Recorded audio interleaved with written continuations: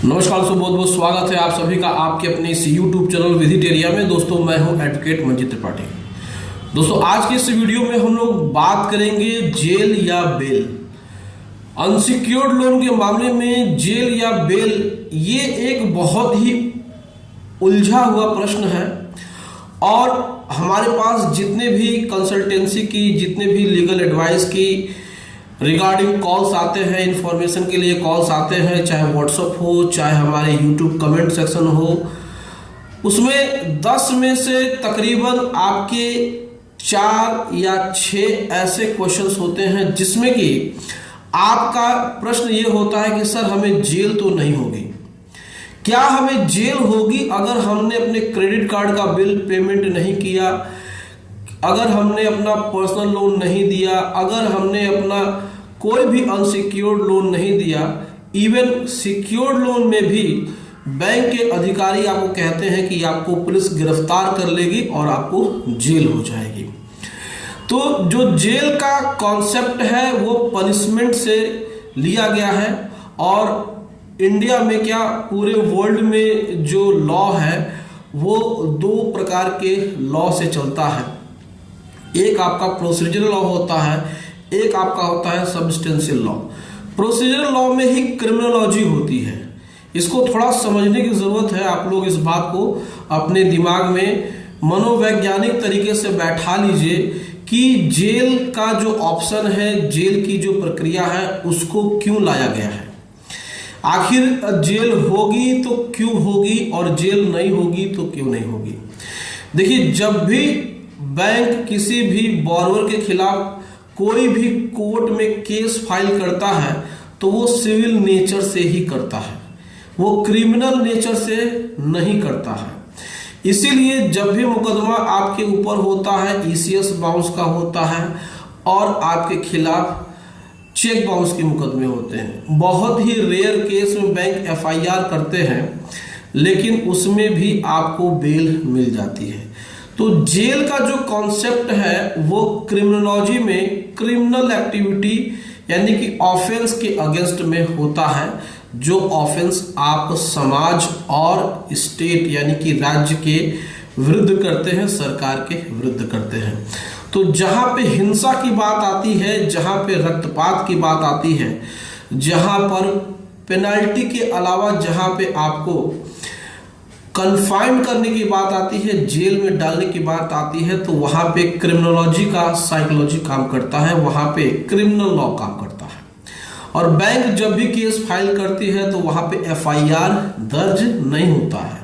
देखिए, इसको समझना बहुत ज्यादा जरूरी है। हमारे समाज में जितने भी बॉरोवर्स हैं उनको ये समझना जरूरी है कि पुलिस केस कब होता है और उसमें एफआईआर दर्ज होती है तब। ये आपको कोई नहीं बताएगा पुलिस कंप्लेंट हो गई, नहीं। पुलिस कंप्लेंट डायरेक्ट बैंक कर ही नहीं सकती है। अगर सिविल मामलों में, लोन के रिकवरी मामलों में अगर एफआईआर दर्ज होने लगी तो उसमें तो पैटर्न ही चेंज हो जाएगा, कानून का पूरा मतलब ही बदल जाएगा। हमेशा क्रिमिनल मामले में एफआईआर दर्ज होती है और उसमें इन्वेस्टिगेशन होता है, रिपोर्ट सबमिट होती है, उसके बाद वो चार्जशीट फाइल होती है, उसके बाद ऑर्डर आता है, गिरफ्तारी होती है, उस पर बेल होता है, उस पर बहस होती है, एविडेंस होते हैं, उसके बाद वो आर्गुमेंट में जाते हैं, उसके बाद ऑर्डर आता है। एक लंबी प्रक्रिया से आपको गुजरना पड़ता है। लेकिन यहाँ पर बैंक आपको सिविल कोर्ट में ही फाइल करता है, तो जब वो बैंक केस फाइल करेगा तो सिविल नेचर में करेगा ना। सिविल नेचर में रिकवरी सूट फाइल की जाती है और रिकवरी सूट फाइल में कभी भी एफआईआर दर्ज नहीं होते हैं। तो आप हमेशा याद रखिएगा कि बैंक ने जो केस फाइल किया है उसका उद्देश्य जेल नहीं होता है, बेल होता है। क्योंकि अगर किसी व्यक्ति को जेल में डाल दिया गया तो उसकी सजा खत्म हो गई ना, तो उसकी लायबिलिटी खत्म हो जाएगी। अगर चेक बाउंस में 2 साल के जेल का प्रावधान है तो ऐसा नहीं है कि फिर आपको 2 साल की जेल हो जाएगी तो उसके बाद आपको पैसा ही देना पड़ेगा। आपकी सारी लायबिलिटी खत्म हो जाएगी आप 2 साल का जेल काट लिए तो। और 2 साल की जो जेल होती है वह एकदम विरलतम मामले में, यानी कि जिसको अंग्रेजी में कहा जाए रेयर ऑफ द रेयरेस्ट, इसमें अगर आपके खिलाफ NBW हुई, मजिस्ट्रेट ने आपको 1 से 2 दिन की न्यायिक हिरासत दे दी, आपको तीसरे दिन बेल मिल जाएगी।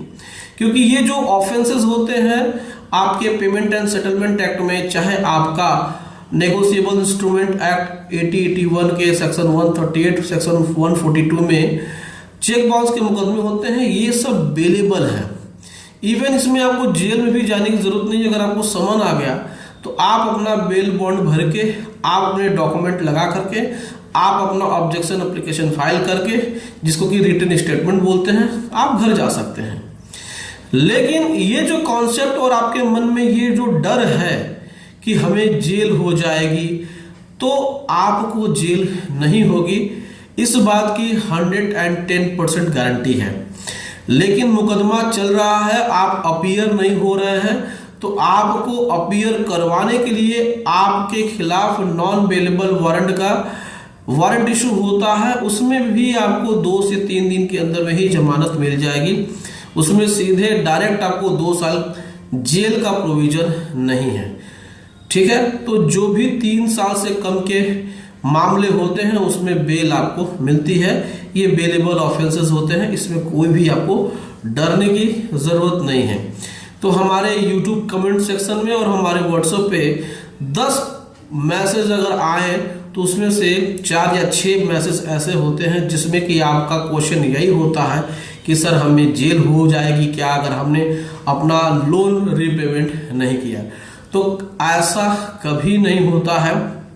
रिकवरी सूट फाइल करने में आपको जेल नहीं होती है। इसका जो ऑब्जेक्टिव होता है, उद्देश्य होता है कि बैंक मुकदमा फाइल करके बैंक आपसे रिकवरी करे कोर्ट के माध्यम से, यानी कि कोर्ट आदेश करे तो फिर आपके खिलाफ रिकवरी की जाए और आपसे रिकवरी करके जो पैसा मिलेगा वो बैंक को दिया जाए।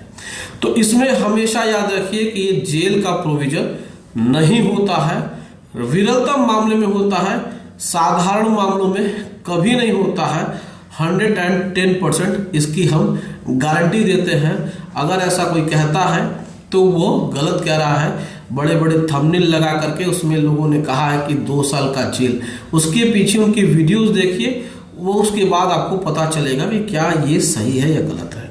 तो दोस्तों, अगर आपको भी किसी प्रकार से कोई भी प्रॉब्लम है लोन से संबंधित, किसी प्रकार से बैंक ने लीगल नोटिस भेजी है, कोई भी केस किया है लोन के रिगार्डिंग, तो आप हमसे व्हाट्सएप पे संपर्क कर सकते हैं। ऊपर हमारा व्हाट्सएप नंबर दिया हुआ है, आप इस पर अपनी प्रॉब्लम लिखकर भेजिए, आपको 110% सॉल्यूशन मिलेगा। तो दोस्तों, वीडियो कैसी लगी आप हमें कमेंट करके अपनी राय जरूर बताइएगा। वीडियो अच्छी लगी हो वीडियो को लाइक करिए, अपने दोस्तों और रिश्तेदारों में शेयर करिए ताकि और लोगों को भी इससे फायदा हो सके, और हमारे चैनल को सब्सक्राइब करके हमें सपोर्ट जरूर प्रदान करिए। चलिए दोस्तों, मिलते हैं अगली वीडियो में एक नए टॉपिक के साथ। तब तक आप अपना और अपने पूरे परिवार का ध्यान जरूर रखिए। Thank you so much.